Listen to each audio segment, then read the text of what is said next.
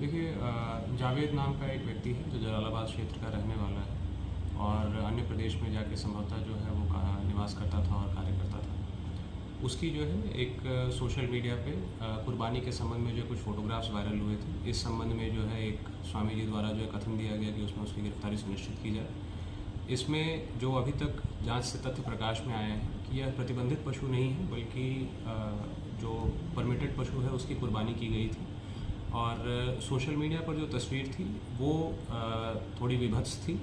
इस वजह से जो है सांप्रदायिक भावनाओं को भड़काने के संबंध में जो है उस व्यक्ति के विरुद्ध अभियोग पंजीकृत किया गया है और सुसंगत धाराओं में अभियोग पंजीकृत करके थाना प्रभारी को तत्काल उसके विरुद्ध कार्रवाई हेतु निर्देशित। अस्सलाम वालेकुम सामीन, 16 जिलहिज्जा और 22 जून है। ये वीडियो आपने सुन ली। ये शामली के पुलिस कप्तान जनाब अभिषेक जी की है।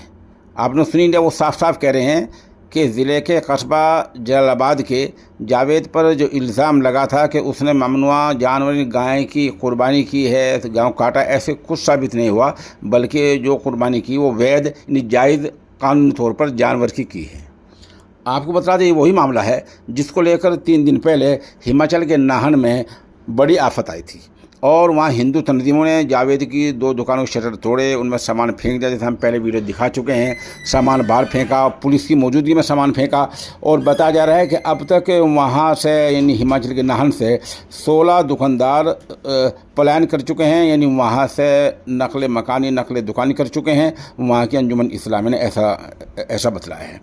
पुलिस कप्तान के बयान के बाद ये वादे हो गया है कि जावेद के जिस बात को लेकर वहाँ झगड़ा किया और हिंदू तंजीमों ने जो वहाँ इश्तियाल फैलाया, नफ़रत फैलाई और दुकान का सामान बाहर फेंका, वो कुछ नहीं था, वो सब गलत था।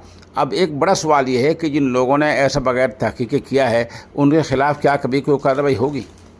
क्या हमारी मिल्ली जमातें इस बारे में आगे आएंगी और इस पूरे मामले को अदालत में लेकर जाएंगी? ये सवाल इसलिए है कि मामला होता है, चला जाता है, इस तरह तंजीमें गलत काम कर जाती हैं और उनकी गिरफ्त करने वाला कोई नहीं होता।